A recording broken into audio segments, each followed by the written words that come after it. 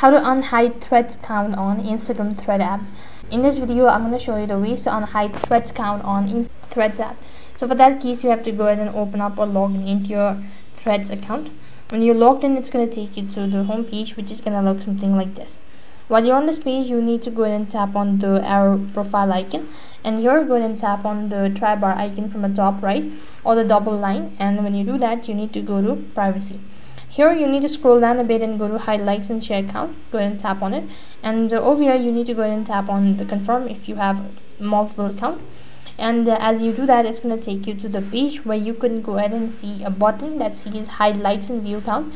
Just go ahead and toggle the button, and then you'll have successfully hid then you'll be able to see this sort of interface. So you need to go ahead and tap on the toggle button, and then you'll have successfully unhide thread count on Instagram.